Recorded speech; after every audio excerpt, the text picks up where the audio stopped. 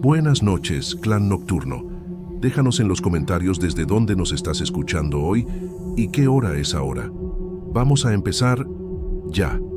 Mi nombre es Nicolás. Tengo 24 años y estudio ingeniería en la Universidad de Guadalajara. Siempre fui un tipo normal, de esos que no creen en fantasmas ni cosas sobrenaturales. Pero lo que viví en esa barranca cambió completamente mi forma de ver el mundo. Todo comenzó cuando mis amigos Diego y Raúl decidieron que yo necesitaba terapia de montaña, después de que mi novia Fernanda me dejó por otro tipo. Llevaba 2 meses deprimido, faltando a clases, sin ganas de hacer nada. Ellos pensaron que un fin de semana acampando en la naturaleza me iba a ayudar a superar la ruptura. Si hubiera sabido lo que nos esperaba allá arriba, les habría dicho que mejor fuéramos a Chapala o Puerto Vallarta. La barranca de Huentitán siempre fue un lugar que me llamaba la atención, pero nunca había ido a acampar ahí. Es una de las formaciones geológicas más impresionantes de Jalisco, con esos paredones gigantescos y una vegetación densa que parece tragarse cualquier sonido. Diego conocía bien la región porque su abuelo era de un pueblo cercano y siempre contaba historias sobre los antiguos pueblos indígenas que vivían por ahí, los Coca y los Tecuexe. En ese entonces pensaba que eran solo leyendas de viejo, pero ahora ya no estoy tan seguro. Él dijo que conocía un lugar perfecto para acampar, bien en el fondo de la barranca, cerca de unas ruinas antiguas que pocos turistas conocían. La idea era quedarnos 3 días ahí, lejos del celular, internet y principalmente lejos de cualquier recuerdo de Fernanda. Salimos de Guadalajara un viernes por la mañana, llevando todo lo que necesitábamos. Tiendas de campaña, comida, agua y una botella de tequila que Raúl insistió en llevar para calentar las noches frías. La bajada hacia la barranca fue más difícil de lo que imaginábamos. Diego había dicho que conocía el camino, pero conforme fuimos bajando por los senderos angostos, me di cuenta de que él también estaba medio perdido. La vegetación era tan densa que bloqueaba casi toda la luz del sol, aunque fuera mediodía. Había una humedad pesada en el aire y un silencio extraño que me dejaba medio incómodo. No se oía ni un pájaro, ni insecto, nada. Era como si la propia naturaleza estuviera conteniendo la respiración. Tardamos casi 4 horas en llegar al lugar que Diego había escogido. El lugar era realmente impresionante. Estábamos en el fondo de la barranca, rodeados por paredones de piedra que subían más de 200 metros. Había un claro pequeño con algunas ruinas de piedra que parecían muy antiguas, cubiertas de musgo y plantas trepadoras. Diego explicó que eran restos de un antiguo asentamiento indígena, probablemente de los Tecuexe, que usaban la barranca como refugio. También había un manantial de agua cristalina que brotaba de las piedras, formando un arroyito que desaparecía entre las rocas. Era un lugar bonito, pero había algo en él que me inquietaba. Tal vez fuera el silencio excesivo o la forma como la luz se filtraba extraña entre los árboles, creando sombras que parecían moverse solas. Raúl también lo notó. Comentó que el lugar tenía una energía pesada. Armamos las tiendas cerca de las ruinas, aprovechando un área más plana. Diego insistió en que era seguro, que ya había acampado ahí otras veces con su abuelo. Pero conforme la tarde fue pasando, comencé a notar cosas raras. La temperatura bajaba muy rápido, incluso para un lugar en la sombra, y había unos ruidos raros viniendo de las piedras, como si fuera agua corriendo, pero no podíamos localizar de dónde venía el sonido. Raúl trataba de mantener el ambiente relajado, haciendo bromas sobre mi ruptura con Fernanda, pero hasta él estaba medio tenso. Cuando comenzó a oscurecer, encendimos una fogata en el centro del claro. Fue ahí cuando las cosas comenzaron a ponerse realmente raras.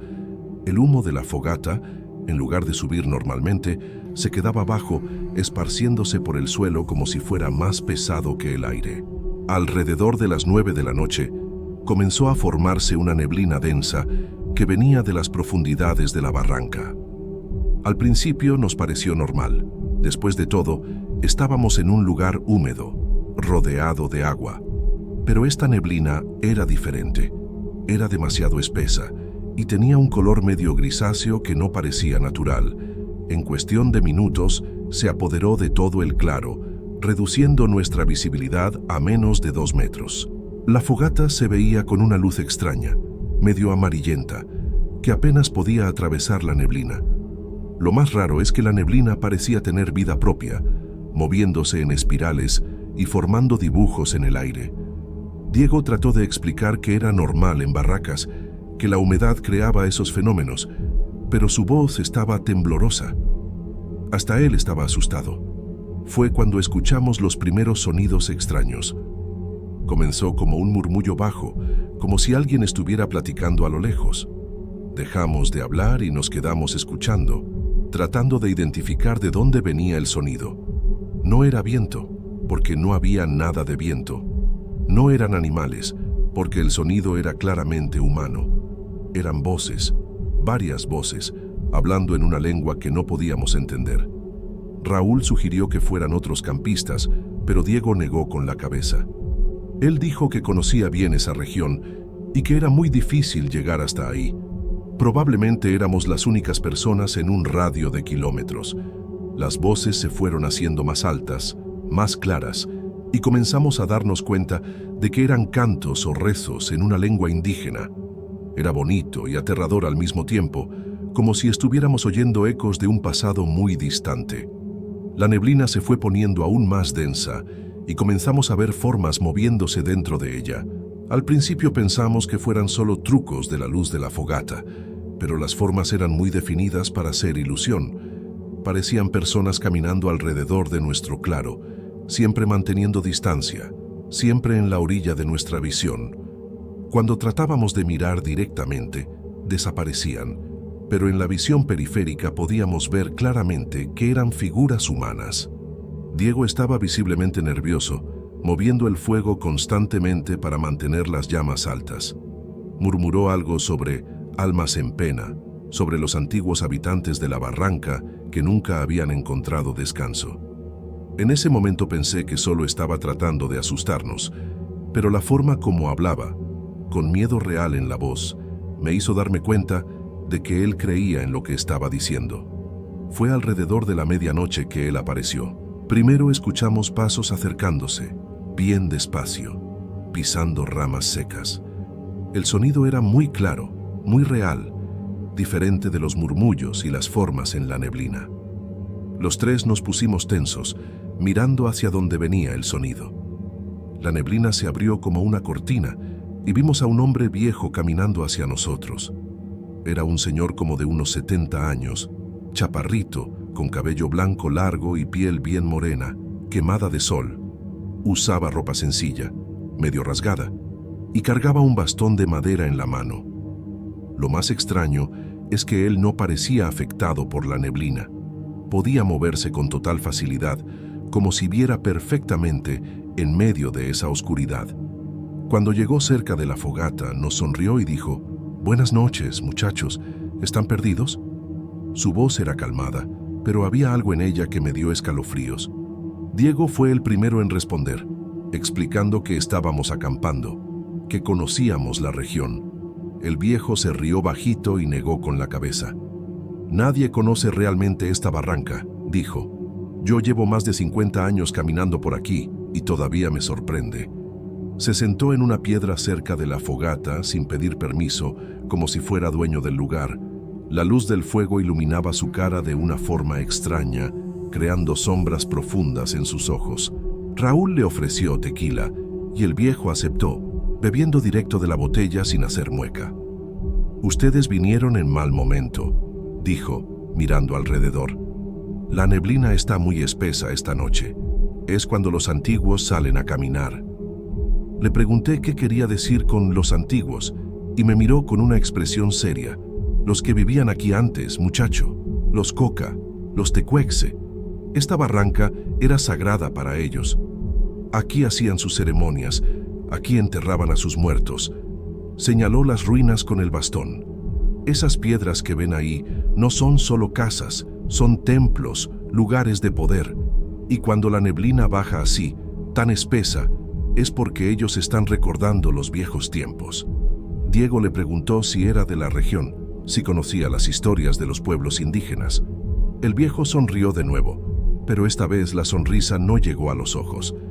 Yo soy de aquí desde siempre, hijo. Mi familia siempre vivió en estas tierras. Somos los que quedamos, los que nunca nos fuimos. La forma como hablaba me dejaba cada vez más incómodo. No era solo lo que decía, sino cómo lo decía. Parecía que conocía secretos que no quería compartir, que sabía cosas que nosotros no debíamos saber. La neblina alrededor de él parecía comportarse de forma diferente, alejándose cuando él se movía, como si le tuviera miedo. Y los sonidos que escuchábamos antes, los cantos, las voces, habían parado completamente después de que él apareció. Era como si su presencia hubiera silenciado todo alrededor. Raúl trató de mantener la plática ligera, preguntando sobre senderos, sobre cómo salir de la barranca al día siguiente, pero el viejo solo negó con la cabeza. Mañana van a ver que las cosas se ven diferentes. La barranca cambia cuando hay neblina. Lo que parece un camino de día puede ser un precipicio de noche. Conforme la noche avanzaba, el comportamiento del viejo se ponía más extraño. Comenzó a hablar solo, en voz baja, en una lengua que no podíamos entender. Parecía estar platicando con alguien que no estaba ahí, haciendo gestos con las manos, señalando hacia diferentes direcciones en la neblina. A veces se reía solo, a veces se ponía serio, como si estuviera oyendo respuestas que nosotros no podíamos escuchar. Diego trató de preguntarle qué estaba haciendo, pero el viejo solo dijo: «Estoy hablando con mis amigos. Ellos quieren conocerlos a ustedes». Eso me dio escalofríos. Miré alrededor y me di cuenta de que las formas en la neblina habían regresado, pero ahora estaban más cerca, casi en la orilla de la luz de la fogata. Eran definitivamente figuras humanas, pero algo en ellas no estaba bien. Alrededor de las 2 de la mañana, el viejo se levantó y dijo que necesitaba irse. «Tengo que seguir mi camino», dijo, «pero ustedes deberían tener cuidado. Esta noche la barranca está muy activa. Si oyen voces llamándolos, no respondan. Si ven luces en la neblina, no las sigan. Y sobre todo, no se alejen del fuego». Comenzó a alejarse, pero antes de desaparecer en la neblina, se volteó hacia mí específicamente. «Tú, muchacho, el que está triste por la mujer. Los antiguos sienten el dolor del corazón. Te van a querer ayudar, pero su ayuda no es como la nuestra. Ten cuidado». Y con eso se perdió en la neblina como si nunca hubiera estado ahí. La única prueba de que no había sido un sueño era el olor a tequila que quedó en el aire. Después de que se fue, ninguno de nosotros pudo dormir. Nos quedamos sentados alrededor de la fogata, alimentando las llamas, tratando de mantener la luz encendida. La neblina siguió densa y los sonidos habían regresado, pero ahora eran diferentes. Ya no eran cantos o rezos, eran susurros, como si alguien estuviera tratando de llamarnos por nuestro nombre. Varias veces oí claramente a alguien susurrando: «¿Nicolás?», pero cuando les preguntaba a los otros, decían que no habían oído nada. Diego y Raúl también comenzaron a oír sus nombres siendo llamados, siempre desde direcciones diferentes, siempre en la orilla del oído. Lo más perturbador es que las voces eran familiares. La que me llamaba sonaba como la voz de Fernanda, mi exnovia. Era imposible, pero yo estaba seguro de que era ella. Alrededor de las 4 de la mañana, comencé a ver luces moviéndose en la neblina. Eran pequeños puntos de luz azulada, bailando entre los árboles, acercándose y alejándose de nuestro claro. Recordé la advertencia del viejo sobre no seguir las luces, pero era difícil resistirse. Eran hipnotizantes, bonitas, y parecían estar tratando de guiarme hacia algún lugar. Una de ellas se acercó tanto que pude ver que no era una luz común. Parecía una llama fría que no quemaba, flotando en el aire sin ningún soporte. Diego me agarró del brazo cuando vio que me estaba levantando para seguir la luz. «No, hermano», dijo. «Recuerda lo que dijo el viejo». Pero hasta él estaba fascinado por las luces. Eran docenas de ellas ahora, formando patrones en el aire, como si estuvieran bailando especialmente para nosotros. Era hermoso y aterrador al mismo tiempo. Cuando el sol comenzó a salir, esperábamos que la neblina se disipara, pero siguió densa. Era extraño ver los primeros rayos de luz tratando de atravesar esa masa gris, creando un ambiente aún más surreal. La luz del día filtrada por la neblina tenía una calidad extraña, medio dorada, medio plateada, que hacía que todo pareciera irreal. Fue cuando nos dimos cuenta de que teníamos un problema serio.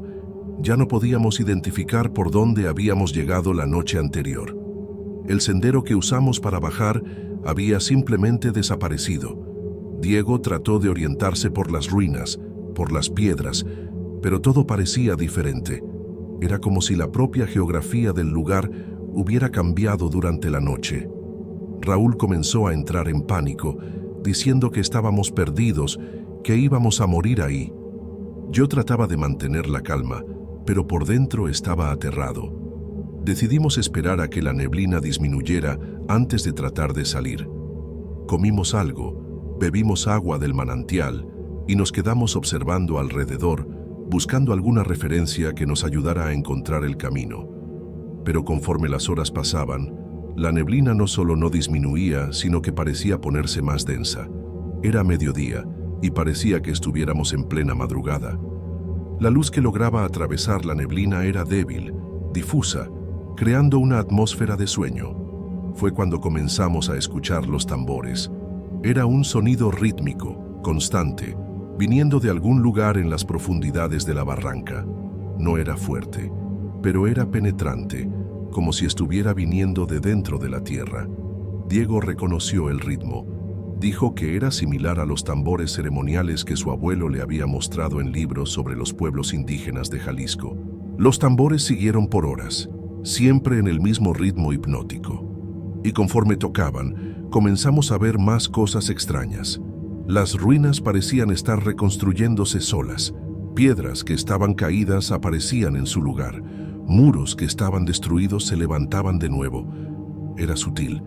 Pasaba cuando no estábamos mirando directamente, pero cuando volvíamos la atención a las ruinas, estaban diferentes, más completas, más nuevas. Raúl juró que vio gente trabajando en las construcciones, cargando piedras, pero cuando nos llamó la atención, no había nadie ahí. Yo mismo comencé a ver sombras moviéndose entre las ruinas, siempre en la visión periférica, siempre desapareciendo cuando trataba de enfocarlas. Era como si estuviéramos viendo ecos del pasado, imágenes de cuando ese lugar estaba vivo y habitado. Alrededor de las 3 de la tarde, la voz de Fernanda regresó. Esta vez no era un susurro distante, era clara, cercana, como si ella estuviera justo a mi lado. «Nicolás, ven acá», me decía. «Te estoy esperando». Yo sabía que era imposible, que Fernanda estaba en Guadalajara, probablemente ni pensando en mí. Pero la voz era tan real, tan familiar, que mi corazón se aceleró. Diego y Raúl no podían oír, pero veían que yo estaba reaccionando a algo. La voz siguió llamándome, siempre desde direcciones diferentes, siempre pidiéndome que me acercara. «Ven, mi amor, tengo algo que decirte, algo importante». Era exactamente la forma como ella me hablaba, las palabras que usaba. Comencé a levantarme, a seguir la voz, pero Diego me detuvo. «No es ella, hermano», dijo. «Es la barranca jugando con tu mente». Pero yo no podía resistirme. La voz de Fernanda me estaba llamando con tanta urgencia, con tanto amor en la voz, que todos los rencores de la ruptura se disolvieron.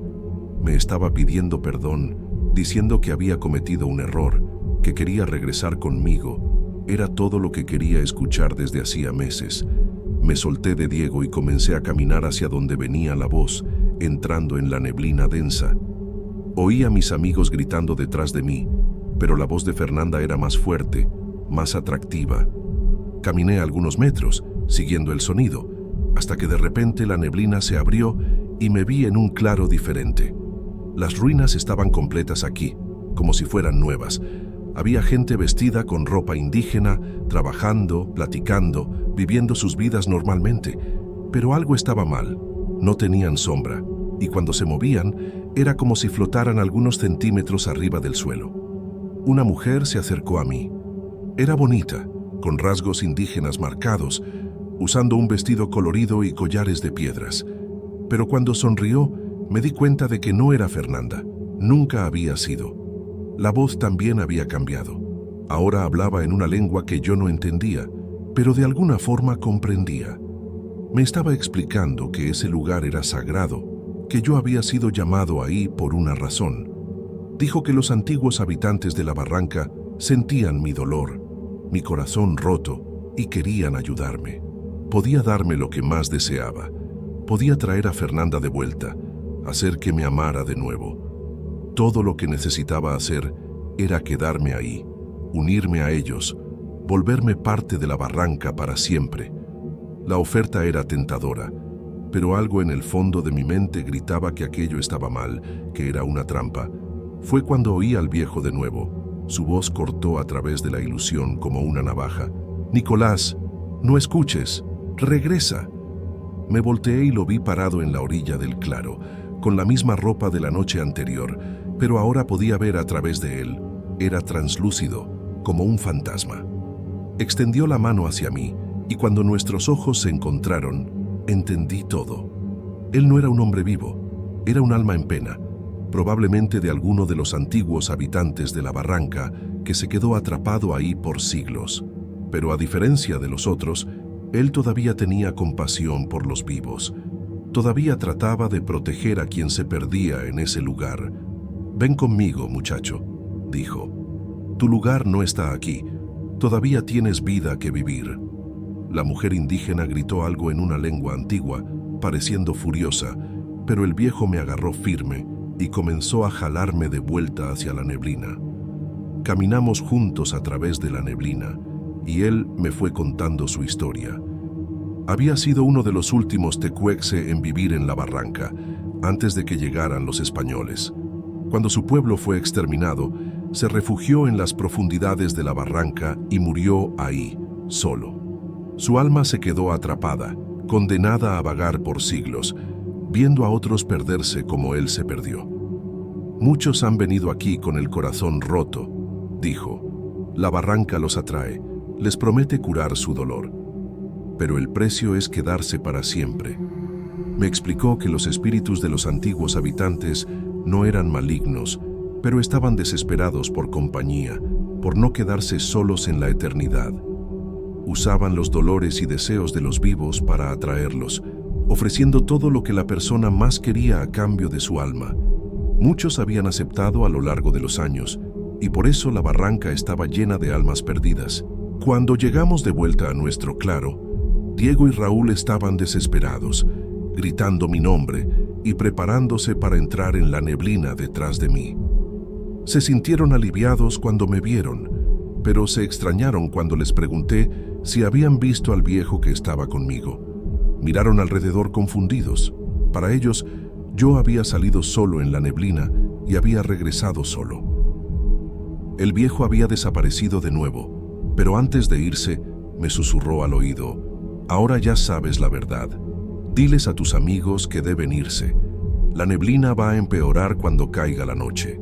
Les conté a Diego y Raúl lo que había pasado, sobre la mujer indígena, sobre la oferta que me hicieron, sobre el viejo que me salvó. Me miraron como si me hubiera vuelto loco, pero cuando vieron mi expresión de terror genuino, se dieron cuenta de que estaba hablando en serio. Decidimos que necesitábamos salir de ahí inmediatamente, antes de que oscureciera de nuevo. El problema era que todavía no podíamos encontrar el sendero de salida.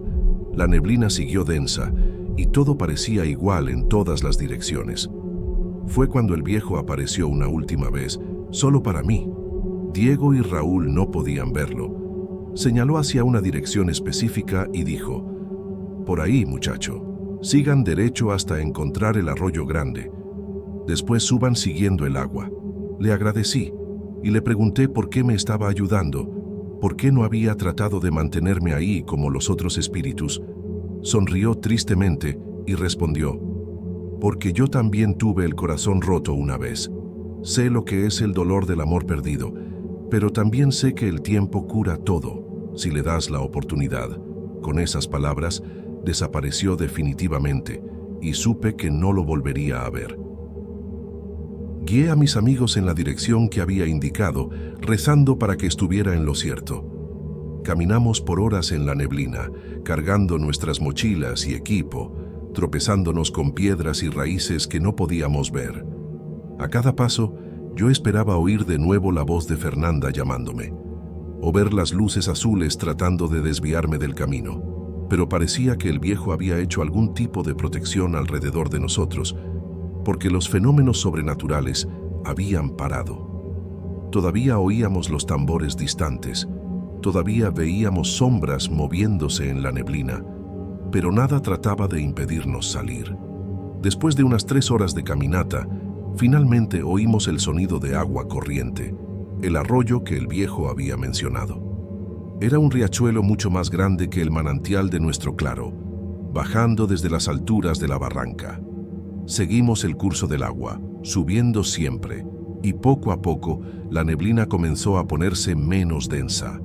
Cuando finalmente salimos de la neblina, ya estaba oscureciendo, pero pudimos ver el cielo abierto por primera vez en más de 24 horas. Estábamos agotados, asustados, pero vivos. Seguimos subiendo por el sendero que bordeaba el riachuelo, y después de 1 hora más, llegamos a un camino de terracería que reconocimos. Era el mismo camino que habíamos usado para llegar a la barranca, solo que mucho más arriba del punto donde habíamos dejado el carro. Caminamos por el camino hasta encontrar nuestro vehículo, que estaba exactamente donde lo habíamos dejado, cubierto de rocío pero intacto. Nunca una vista me había dado tanto alivio.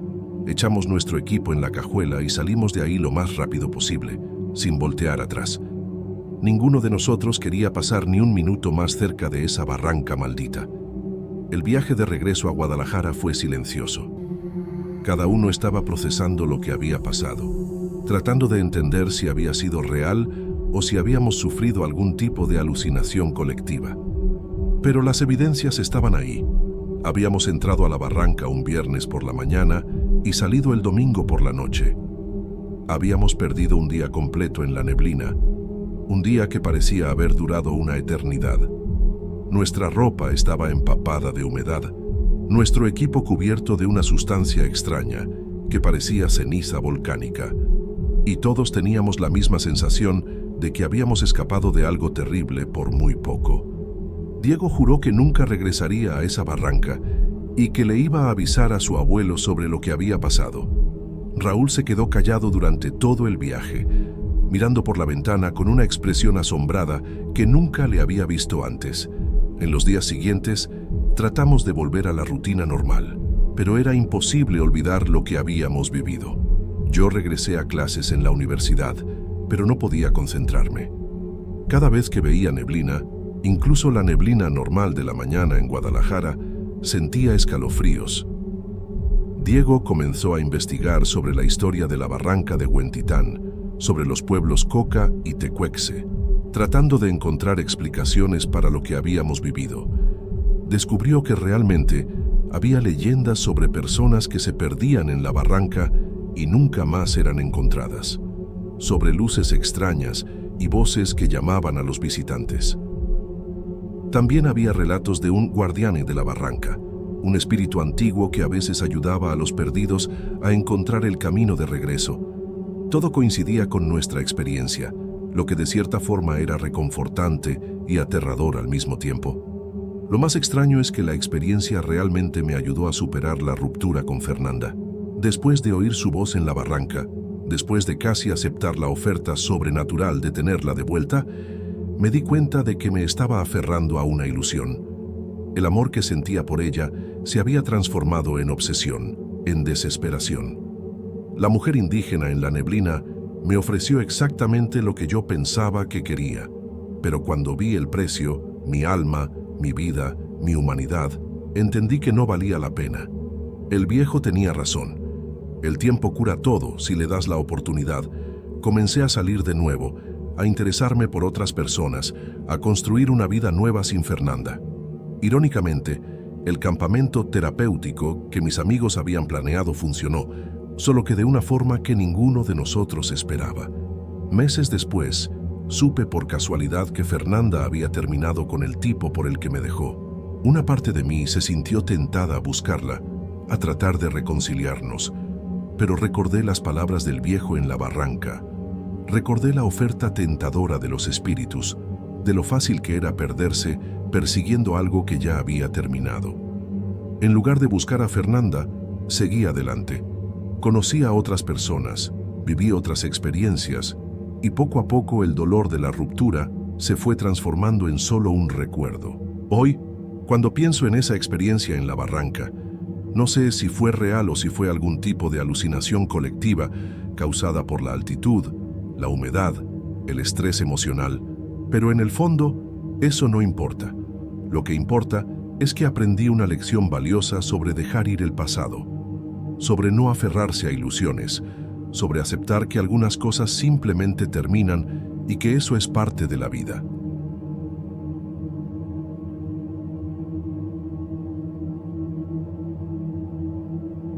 Hola, comunidad.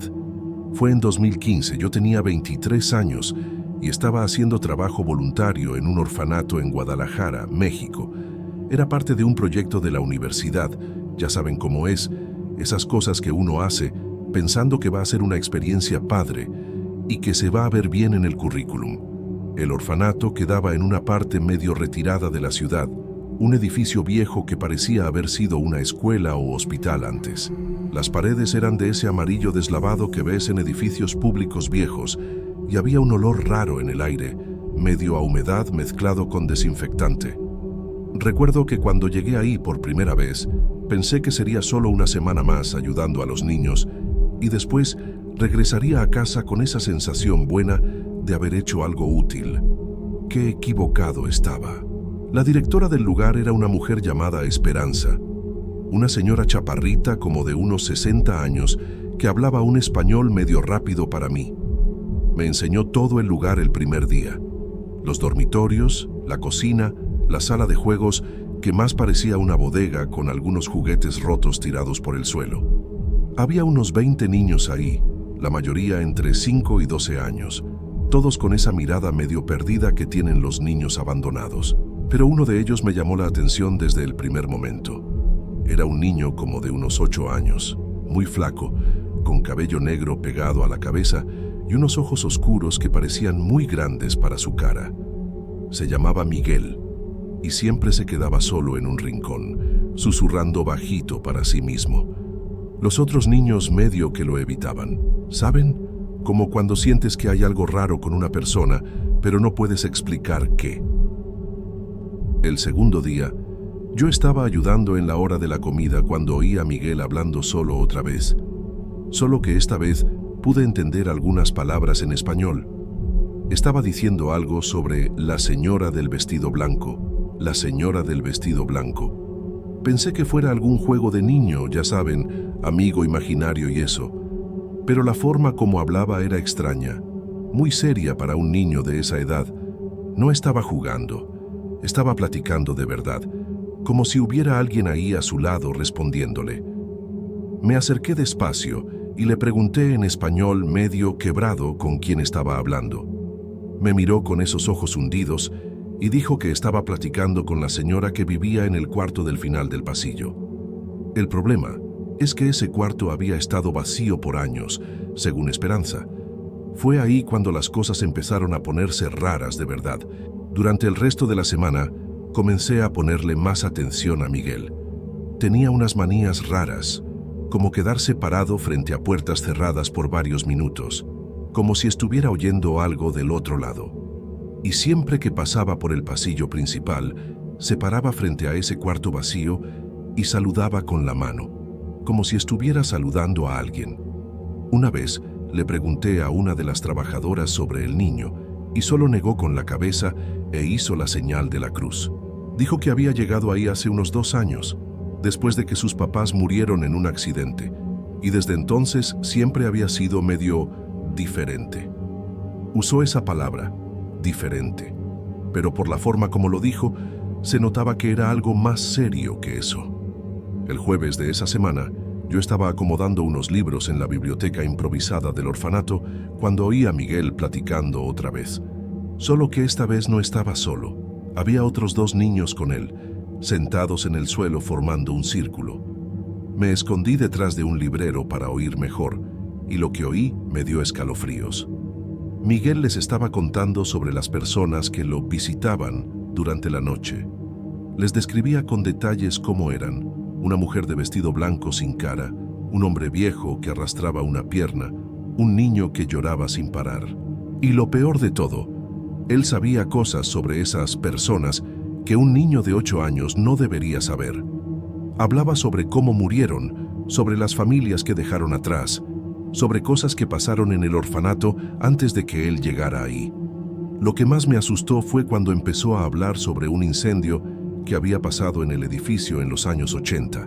Lo describía todo con lujo de detalles, cómo las llamas subieron por la escalera principal, cómo los niños se quedaron atrapados en el segundo piso, cómo el olor a humo se quedó impregnado en las paredes por meses.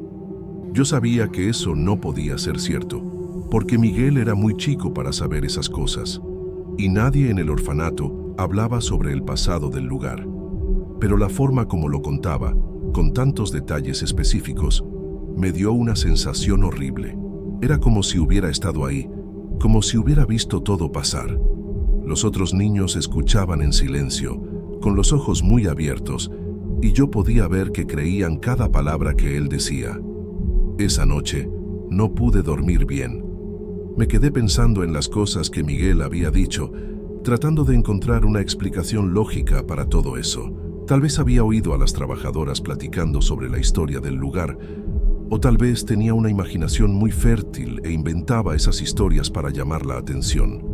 Pero en el fondo yo sabía que había algo más ahí, algo que no podía explicar. La forma como hablaba, la seguridad en su voz, los detalles que parecían muy reales para ser inventados. Y había otra cosa que me molestaba. Desde que llegué al orfanato, sentía una presencia extraña en el lugar, como si me estuvieran observando todo el tiempo. Principalmente cuando pasaba cerca de ese cuarto vacío al final del pasillo. El viernes por la mañana me desperté más temprano de lo normal y decidí dar una vuelta por el orfanato antes de que los niños despertaran. Eran como las 5:30 de la mañana. Todavía estaba oscuro afuera y el lugar estaba completamente silencioso. Estaba caminando por el pasillo principal cuando oí una vocecita viniendo del comedor. Era Miguel, y estaba platicando con alguien otra vez. Mi corazón se aceleró porque yo sabía que los niños solo despertaban a las 7 y no había ningún adulto despierto a esa hora. Me acerqué despacio, tratando de no hacer ruido, y me asomé por la puerta entreabierta. Miguel estaba sentado solo en una de las mesas, pero estaba hablando como si hubiera varias personas alrededor de él. Estaba hablando de mí, sobre cómo había llegado ahí, sobre las cosas que yo pensaba, sobre los miedos que sentía. Cosas que nunca le había contado a nadie, ni siquiera a mis amigos más cercanos. Él sabía que le tenía miedo a la oscuridad desde chico, que siempre checaba si la puerta estaba cerrada con llave antes de dormir, que me ponía nervioso cuando estaba solo en lugares extraños. Pero lo peor de todo fue cuando empezó a hablar sobre mi abuela, que había muerto cuando yo era niño. La describió perfectamente: el cabello canoso siempre recogido en un chongo, el olor a talco que usaba, hasta la cicatriz pequeña que tenía en la mano derecha. Y entonces dijo algo que me hizo temblar. Ella está aquí también, Lake, ¿sabes? Ella quiere que sepas que te perdonó por lo que pasó en el hospital. Yo nunca le había contado a nadie sobre esa pelea que tuve con mi abuela el último día que la vi viva. Salí corriendo de ahí, el corazón latiéndome tan fuerte que pensé que me iba a desmayar. Me fui directo a mi cuarto y me quedé ahí hasta que las otras personas despertaron, tratando de convencerme de que había sido solo coincidencia, que Miguel había adivinado algunas cosas y por casualidad acertó. Pero yo sabía que no era eso.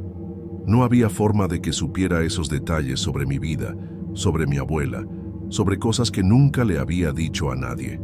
Durante el desayuno, evité mirarlo, pero podía sentir que me estaba observando. Y cuando finalmente nuestras miradas se cruzaron, me sonrió de una forma que me dio escalofríos. No era una sonrisa de niño, era algo más viejo, más sabio, como si supiera exactamente lo que yo estaba pensando en ese momento. El resto del día pasó como en una nube. Traté de mantenerme ocupado, ayudando con las actividades de los niños, acomodando cosas, cualquier cosa para no tener que pensar en lo que había pasado en la mañana. Pero Miguel siguió apareciendo en mi línea de visión, siempre con esa sonrisa extraña, siempre susurrando bajito para sí mismo. Y comencé a notar que los otros niños también estaban actuando diferente. Se quedaban más callados cuando él estaba cerca, y algunas veces los cachaba mirando hacia rincones vacíos del salón, como si estuvieran viendo algo que yo no podía ver. El ambiente del lugar había cambiado completamente. Se puso más pesado, más opresivo. Era como si el aire se hubiera puesto más denso, más difícil de respirar.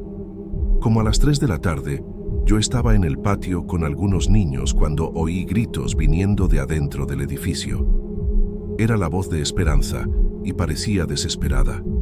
Corrí para adentro y la encontré en el pasillo principal, parada frente a ese cuarto vacío, con las manos temblando. Estaba hablando muy rápido en español, pero pude entender que había oído voces viniendo de adentro del cuarto. Voces de niños llorando, pidiendo ayuda. Miré hacia la puerta y vi que estaba entreabierta, cosa que estaba seguro de que no había estado antes. Esperanza me agarró del brazo y dijo que necesitábamos encontrar a Miguel, que había desaparecido hace una hora y nadie sabía dónde estaba. Se me heló la sangre, porque tenía una sensación horrible de dónde podía estar. Fuimos hasta el cuarto y empujé la puerta despacio.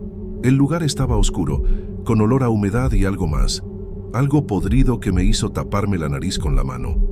Y ahí estaba Miguel, sentado en medio del cuarto vacío, de espaldas a nosotros, platicando bajito con alguien que yo no podía ver. Su voz hacía eco raro en ese espacio vacío, y podía jurar que oía otras voces respondiéndole, voces de niños, susurros que parecían venir de las paredes. Esperanza trató de llamarlo, pero él no respondió. Siguió platicando como si no estuviéramos ahí. Fue cuando me acerqué más y pude oír lo que estaba diciendo. Estaba contando sobre el incendio otra vez, pero esta vez era diferente. Estaba hablando como si estuviera viendo todo pasar en ese momento. Las llamas están subiendo por la pared, decía con la voz calmada, casi hipnótica. El humo se está poniendo negro y los niños no pueden respirar. Están golpeando la puerta, pero no se abre. El hombre de uniforme está gritando allá abajo, pero no puede subir porque la escalera se derrumbó. Sentí un frío recorrerme la espalda, porque la forma como describía todo era muy real, muy detallada. Era como si estuviera narrando una película que solo él podía ver. Y entonces volteó la cabeza hacia mí, todavía sentado en el suelo, y sus ojos estaban completamente diferentes. Ya no eran los ojos de un niño de 8 años. Eran ojos viejos, cansados, llenos de una tristeza que no combinaba con esa cara pequeña. «Tú también los puedes ver, ¿verdad?», me preguntó, y juro que por un segundo vi sombras moviéndose en las paredes alrededor de él. Agarré a Esperanza del brazo y salimos corriendo de ese cuarto. Ella estaba llorando y repitiendo oraciones en español, y yo estaba temblando tanto que apenas podía caminar bien. Cerramos la puerta con llave y llamamos a las otras trabajadoras. Pero cuando regresamos con ellas, Miguel estaba en la sala de juegos, jugando con los otros niños como si no hubiera pasado nada. Cuando le preguntamos dónde había estado, dijo que había estado jugando en el patio todo el tiempo. Los otros niños confirmaron su historia. Dijeron que había estado con ellos toda la tarde. Pero yo sabía lo que había visto. Yo sabía que había estado en ese cuarto, platicando con quién sabe qué. Esperanza también sabía, podía verlo en su mirada, pero ninguna de las dos dijimos nada sobre el asunto por el resto del día. Esa noche apenas pude cerrar los ojos. Cada ruido que oía me hacía brincar de la cama. Cada sombra que se movía me daba pánico. Como a las 2 de la mañana, oí pasos en el pasillo, pasos lentos y arrastrados que se pararon justo frente a mi puerta. Me quedé paralizado en la cama, oyendo mi propia respiración, esperando que los pasos siguieran. Pero se quedaron ahí, parados, por varios minutos, y entonces oí la voz de Miguel, bajita, casi un susurro. Ellos quieren que sepas que no es tu culpa. Tu abuela no murió por la pelea que tuvieron, murió porque ya era su hora. Sentí las lágrimas corriendo por mi cara, porque eso era exactamente lo que necesitaba oír, exactamente lo que me había atormentado todos estos años. Pero al mismo tiempo estaba aterrado, porque no había forma de que ese niño supiera eso. Los pasos se alejaron despacio y me quedé ahí acostado hasta que salió el sol, sin poder dormir ni un segundo. Cuando finalmente me levanté, estaba decidido a irme ese mismo día. No importaba si no iba a completar el trabajo voluntario. No importaba si eso iba a afectar mi calificación en la universidad. Necesitaba salir de ese lugar antes de que pasara algo peor. Pero cuando fui a buscar a Esperanza para avisarle que me iba, me dijo que Miguel se había sentido mal durante la madrugada. Había tenido una fiebre muy alta y estaba delirando, diciendo cosas sin sentido. Habían llamado a un doctor, pero cuando llegó la fiebre había bajado sola y el niño estaba durmiendo tranquilo. El doctor dijo que era extraño, que nunca había visto una fiebre subir y bajar tan rápido, pero que el niño parecía estar bien ahora. Fui hasta el dormitorio a ver cómo estaba y lo encontré despierto, sentado en la cama, mirando por la ventana. Cuando me vio, sonrió, pero era una sonrisa normal esta vez, una sonrisa de niño. «¿Que te vas a ir hoy, Cal, verdad?», me preguntó, y me sorprendí porque no le había dicho a nadie todavía. Le pregunté cómo sabía y se encogió de hombros. Ellos me dijeron que ya aprendiste lo que necesitabas aprender aquí. Sentí un escalofrío, pero al mismo tiempo había algo diferente en él en ese momento. Parecía más ligero, más normal, como si se hubiera quitado un peso de los hombros.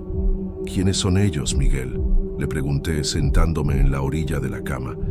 Se quedó callado por un rato, mirando sus propias manos, y entonces dijo: «Son las personas que no pudieron irse. Se quedaron atrapadas aquí cuando murieron, y ahora ayudan a los niños que llegan aquí solos, como yo». Me contó entonces que desde que llegó al orfanato, podía ver y platicar con los espíritus que habitaban el lugar. Dijo que al principio le dio mucho miedo, pero que ellos nunca le hicieron daño. Solo querían compañía y querían ayudar. La señora del vestido blanco era una monja que había trabajado ahí en los años 60 y murió de vejez en el mismo orfanato. El hombre que arrastraba la pierna era un conserje que se había caído de la escalera y se quebró el cuello. Los niños eran los que murieron en el incendio de 1983. Sí, el incendio había pasado de verdad, y 7 niños murieron ese día. Se quedaron atrapados en el segundo piso cuando la escalera se derrumbó, exactamente como él había descrito. Le pregunté cómo sabía todo eso, y dijo que ellos le contaban las historias, que les gustaba recordar cuando estaban vivos. «¿Pero por qué hablaron de mi abuela?», le pregunté, todavía tratando de entender todo eso. Miguel me miró con esos ojos grandes y dijo: «Porque ella les pidió que hablaran. Está preocupada por ti, dijo que cargas una culpa que no es tuya». Se detuvo un poco y siguió. «Dijo que eras solo un niño cuando pelearon, que los niños dicen cosas sin pensar cuando están enojados. Ella nunca se enojó contigo por eso». Empecé a llorar ahí mismo, frente a él, porque eran exactamente las palabras que necesitaba oír desde hace años. Desde que mi abuela murió, cargaba la culpa de esa pelea tonta que tuvimos en el hospital, de las cosas feas que le dije el último día. Y de alguna forma, a través de ese niño, había logrado perdonarme. Miguel también me contó que los espíritus le habían dicho que me iba ese día porque mi misión ahí había terminado. Sabían que había llegado al orfanato cargando esa culpa y querían ayudarme a librarme de ella. «Hacen eso con toda la gente que llega aquí con el corazón pesado», me explicó. «Saben lo que es cargar tristeza, entonces tratan de ayudar». Le pregunté si no le daba miedo platicar con muertos, y negó con la cabeza. «Son más buenos que mucha gente viva que he conocido. Me cuidan, me cuentan historias, me hacen compañía cuando me siento solo. ¿Por qué les tendría miedo?». La forma sencilla como hablaba de todo eso me hizo darme cuenta de que tal vez había entendido todo mal desde el principio. Pasé el resto de la mañana platicando con él y por primera vez desde que llegué al orfanato me sentí en paz. Miguel me contó más sobre los espíritus, sobre cómo lo ayudaban cuando tenía pesadillas, sobre cómo jugaban con él cuando los otros niños no querían jugar. Dijo que se habían puesto contentos cuando llegué, porque hacía tiempo que no aparecía alguien que pudiera sentir su presencia. La mayoría de los adultos no pueden verlos ni oírlos, me explicó. Pero tú podías sentir que había algo diferente aquí, ¿verdad? Confirmé que sí, que desde el primer día sentía como si me estuvieran observando. Era porque tenían curiosidad sobre ti, dijo, sonriendo. Les gusta conocer gente nueva. Cuando llegó la hora de la comida, ayudé a Miguel a bajar al comedor y por primera vez me fijé que los otros niños no lo estaban evitando. De hecho, parecían más relajados, más contentos. Una niña pequeña hasta se sentó a su lado y empezó a platicar normalmente. Le pregunté sobre eso y dijo que los espíritus habían dejado de manifestarse tanto después de que lograron ayudarme. Usan mucha energía para comunicarse, me explicó. Ahora van a descansar por un tiempo. Durante la comida, observé a Miguel interactuando con los otros niños y parecía completamente normal. Se reía de los chistes de los otros niños, jugaba con la comida, se quejaba del sabor de la sopa. Era como si hubiera vuelto a ser un niño común de 8 años. Después de la comida, fui a despedirme de Esperanza y las otras trabajadoras. Esperanza me abrazó fuerte y dijo que siempre sería bienvenido ahí. No mencionó nada sobre los eventos extraños de los últimos días, pero podía ver en su mirada que sabía que algo había pasado, algo que no podía explicar. Cuando me estaba yendo, Miguel corrió hacia mí y me dio un dibujo que había hecho. Era un dibujo sencillo, hecho con crayones, mostrando varias personas sonriendo, algunas más sólidas, otras medio transparentes.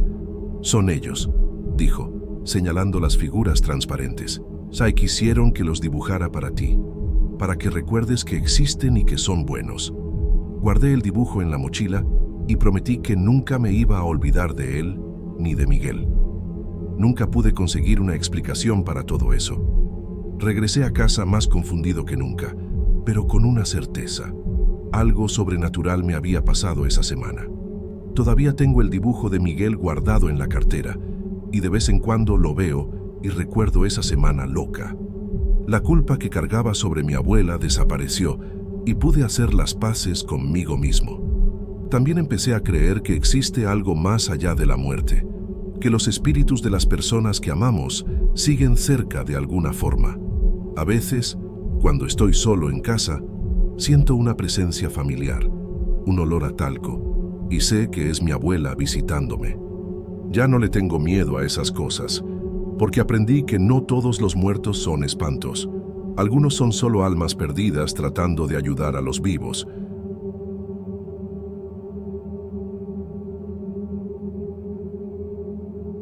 Yo nunca creí mucho en esas cosas de sueño premonitorio, pero después de lo que me pasó a mí y a mi familia aquí en Guadalajara en 2010, creo en cualquier cosa.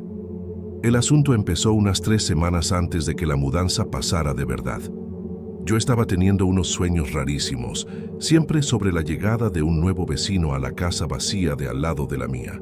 Era siempre el mismo tipo que nunca había visto en mi vida. Un hombre alto, flaco, con unos ojos medio saltones y una sonrisa que me daba escalofríos hasta dormido. En el sueño, siempre llegaba con un camión de mudanza y se empeñaba en presentarse conmigo. La primera vez que soñé con él, recuerdo que desperté sudando frío. En el sueño, yo estaba regando las plantas en mi patio cuando oí el ruido de un camión parándose en la calle. Era un camión de mudanza viejo, medio oxidado, y de ahí se bajó ese hombre extraño. Vino directo hasta la cerca que separaba nuestras casas y se presentó con esa sonrisa forzada. «Hola, vecino, vine a vivir aquí al lado». Había algo muy mal con esa sonrisa suya. Parecía que estaba escondiendo algo feo por detrás. En el sueño, yo sentía un frío en el estómago, una sensación horrible de que algo muy malo estaba por venir. Cuando desperté, me quedé unos 10 minutos sentado en la cama, tratando de entender por qué diablos había soñado con eso. La segunda noche, el sueño regresó, pero con detalles diferentes. Esta vez, el camión de mudanza llegaba de madrugada, lo que ya era rarísimo. El mismo hombre se bajaba del camión, pero ahora traía cajas que parecían muy pesadas para que él las cargara solo. En el sueño, yo estaba espiando por la ventana de mi cuarto y lo veía luchando con esas cajas como si hubiera algo muy denso ahí adentro. Cuando se dio cuenta de que yo estaba mirando, me saludó con esa mano huesuda y gritó: «Pronto nos conoceremos mejor, amigo». Su voz hacía eco de una forma extraña, como si viniera de muy lejos. Desperté otra vez sudando, y esta vez mi esposa se dio cuenta. Me preguntó si estaba todo bien, pero no quise contarle sobre el sueño. El tercer sueño fue aún más perturbador. El hombre llegaba con el camión, pero esta vez no estaba solo. Había otras personas con él, pero yo no podía ver bien sus caras. Era como si siempre estuvieran de espaldas o en la sombra. Descargaban muebles extraños, cosas que no parecían normales para una casa común. Había una mesa enorme que parecía un altar y varias cajas pequeñas que hacían ruido cuando las movían. En el sueño, el hombre venía hasta mi cerca otra vez y decía: «Traje algunos amigos para ayudarnos a establecernos aquí. Les va a encantar conocerlos». Cuando desperté esta vez, estaba temblando. Empecé a ponerme paranoico durante el día, siempre mirando hacia la casa vacía esperando ver movimiento. Todas las noches era lo mismo, siempre soñando con su llegada, pero siempre con variaciones que me dejaban más asustado. Una noche soñé que llegaba durante una tormenta y los rayos iluminaban esa cara siniestra suya mientras descargaba las cosas. Otra noche llegaba en pleno mediodía, pero el sol parecía más débil, como si su presencia chupara la luz del ambiente. Lo que más me molestaba era que en los sueños, otras personas de la calle parecían no notar nada extraño. Los saludaban normalmente, como si fuera solo un vecino más mudándose. Solo yo sentía esa energía pesada, esa sensación de peligro. Empecé a despertar cansado, irritado, y mi esposa comenzó a quejarse de que estaba raro. Lo que más me espantaba era la consistencia de los sueños. Siempre el mismo hombre, siempre el mismo camión de mudanza, siempre la misma casa vacía de al lado de la mía. Era como si mi cerebro me estuviera preparando para algo que todavía iba a pasar. Durante el día, trataba de convencerme de que era solo coincidencia, que mi subconsciente estaba creando esas imágenes porque me quedaba pensando en quién se iba a mudar a la casa vacía. Pero en el fondo, yo sabía que había algo diferente pasando. La claridad de los sueños era aterradora. Podía sentir el olor a diésel del camión, oír el ruido de las cajas siendo arrastradas, ver cada detalle de esa cara perturbadora. Después de 2 semanas soñando siempre con la llegada del mismo tipo, empecé a obsesionarme con la casa vacía. Todos los días, cuando salía a trabajar o regresaba a casa, miraba las ventanas esperando ver alguna señal de movimiento. La casa estaba en venta desde hacía meses y yo siempre esperé que viniera una familia padre ahí, tal vez con niños de la edad de mis hijos, pero ahora tenía pánico de ver un camión de mudanza parándose frente a esa casa. Llegaba a ser ridículo, lo sé, pero los sueños estaban tan vívidos que no podía separar lo que era real de lo que era imaginación. Mi esposa empezó a pensar que me estaba enfermando y yo mismo empecé a considerar buscar un doctor. La tercera semana fue la peor de todas.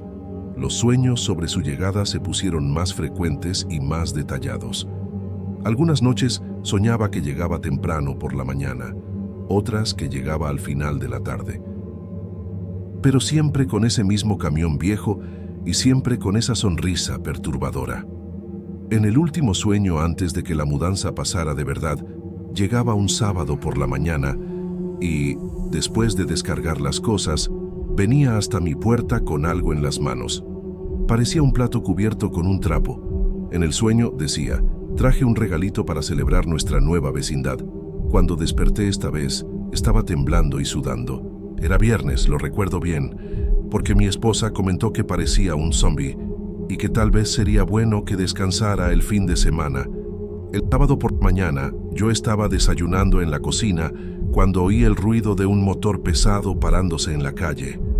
Mi corazón se aceleró en el mismo momento, porque era exactamente el mismo sonido que oía en mis sueños.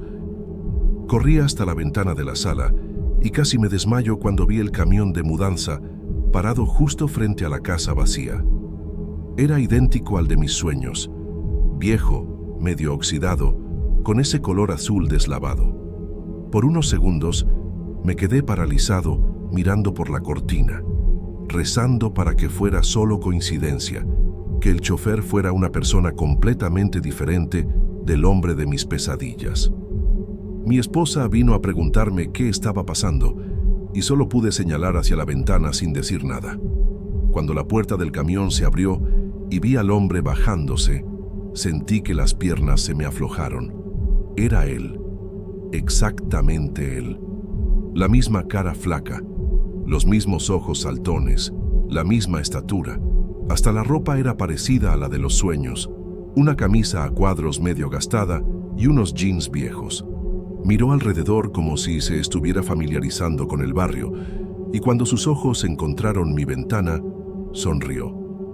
Esa misma sonrisa forzada y perturbadora que me había estado espantando por semanas. Me alejé de la ventana rápidamente, el corazón latiéndome tan fuerte que pensé que me iba a dar un infarto. Mi esposa me preguntó si estaba bien, y tuve que sentarme en el sofá porque estaba muy mareado para quedarme parado. Pasé el resto de la mañana tratando de convencerme de que era solo coincidencia. Tal vez había visto a ese hombre en algún lugar antes, y mi subconsciente había creado los sueños basado en esa memoria. Pero en el fondo, yo sabía que eso no tenía sentido. Nunca había visto a ese tipo en mi vida, estoy seguro de eso. Durante toda la mañana me quedé espiando por la ventana, viéndolo descargar cajas y muebles del camión. Trabajaba solo, lo que era extraño para una mudanza de ese tamaño.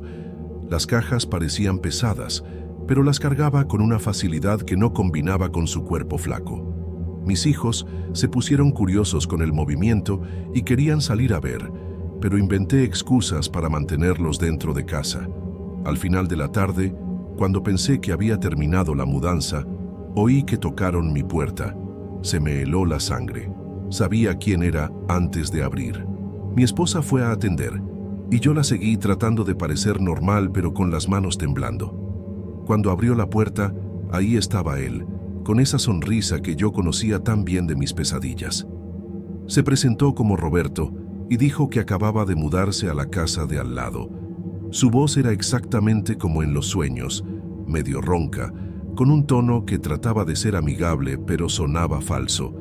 Mi esposa fue súper educada. Se presentó y me llamó para saludar al nuevo vecino. Cuando le di la mano, sentí un escalofrío subirme por la espalda. Lo que más me perturbó fue cómo me hablaba. Era como si ya me conociera desde hace años, haciendo comentarios sobre mi casa, mi jardín, hasta sobre mis hijos que había visto jugando en el patio. Sabía detalles que un extraño no debería saber, como el nombre de mi perro y qué tipo de flores plantaba mi esposa.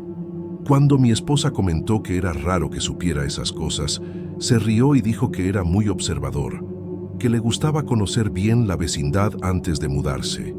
Pero esa risa me dio escalofríos. Era la misma risa perturbadora de mis sueños. Traté de mantener la compostura, pero estaba sudando frío y apenas podía hablar bien. Después de unos 15 minutos de plática, dijo que había traído un regalo para celebrar la nueva vecindad. Salió y regresó con un plato cubierto con un trapo a cuadros. Cuando quitó el trapo, reveló un pastel de chocolate que parecía casero. «Lo hice especialmente para ustedes», dijo con esa sonrisa forzada. «Es una receta de familia, muy especial». El pastel tenía una apariencia normal, pero algo en él me molestaba. Tal vez era el olor, que era muy dulce, casi empalagoso. O tal vez era la forma como insistía en que lo probáramos en el momento. Mi esposa pensó que era un gesto muy gentil y cortó pedazos para toda la familia. Traté de rechazarlo, inventando que no tenía hambre, pero insistió tanto que terminé aceptando un pedazo pequeño. El sabor del pastel era extraño, muy dulce, con un sabor amargo al final que se pegaba en la lengua. Mis hijos hicieron cara fea cuando lo probaron, pero mi esposa lo elogió educadamente. Roberto se quedó ahí parado, observando a cada uno de nosotros comer, con esos ojos saltones fijos en nuestras caras. Era como si estuviera esperando alguna reacción específica. Forcé una sonrisa y dije que estaba sabroso. pero por dentro tenía una sensación horrible de que algo estaba muy mal. Después de que terminamos de comer, se despidió diciendo que esperaba que fuéramos buenos amigos y que nos veríamos pronto. Cuando cerré la puerta, estaba temblando. Como 2 horas después de que se fue, empezaron los síntomas. Primero fue un dolor de panza leve, que pensé que era nerviosismo. Pero luego el dolor se puso más fuerte y empecé a sentir náuseas. Mi esposa también empezó a quejarse de malestar y mis hijos estaban pálidos y callados, cosa rara en ellos. En cuestión de 1 hora, todos estábamos pasándola muy mal. El dolor de panza era insoportable, acompañado de vómito y una debilidad terrible. Mi hijo más chico tenía fiebre alta y mi hija no paraba de llorar de dolor. Fue cuando me di cuenta de que todos los síntomas habían empezado después de que comimos ese maldito pastel. Llamé a emergencias y pedí una ambulancia, porque la situación se estaba poniendo muy seria. La ambulancia llegó en unos 20 minutos, pero para mí pareció una eternidad. Mis hijos estaban cada vez peor, vomitando sin parar y con una palidez que me desesperaba. Mi esposa apenas podía mantenerse en pie, y yo mismo tenía tanto dolor que apenas podía pensar bien. Los paramédicos hicieron varias preguntas sobre lo que habíamos comido, y cuando les conté sobre el pastel del vecino nuevo, se miraron preocupados. Uno de ellos preguntó si todavía tenía un pedazo del pastel, y corrí a traer lo que quedaba. Lo pusieron en una bolsa de plástico y dijeron que lo iban a llevar al hospital para análisis. En ese momento, estaba seguro de que Roberto nos había envenenado a propósito. En el hospital fue un caos total. Llegamos todos deshidratados y con señales de intoxicación alimentaria grave.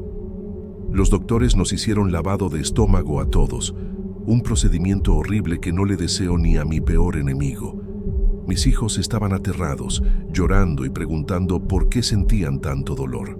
Me sentía muy culpable por haber dejado que comieran ese pastel, aún sabiendo que algo estaba mal. La enfermera dijo que habíamos llegado en el momento justo, porque los síntomas podrían haber empeorado mucho más. Nos quedamos internados 2 días, recibiendo suero y medicamentos para neutralizar lo que fuera que hubiera en ese maldito pastel. Durante nuestra internación, la policía vino a hacer preguntas. Conté toda la historia de los sueños, de la llegada de Roberto y del pastel envenenado. El policía anotó todo, pero yo veía en su mirada que pensaba que estaba medio loco por haber soñado con el tipo antes de que apareciera. Dijeron que iban a investigar y que los resultados del análisis del pastel saldrían en algunos días. Mientras tanto, me quedé pensando en Roberto, imaginando si sabía que estábamos en el hospital, si estaba satisfecho con lo que había hecho. La rabia que sentía estaba mezclada con miedo, porque no sabía hasta dónde ese hombre era capaz de llegar. Mi esposa estaba muy asustada para hablar del tema, pero yo veía que ella también estaba desconfiada.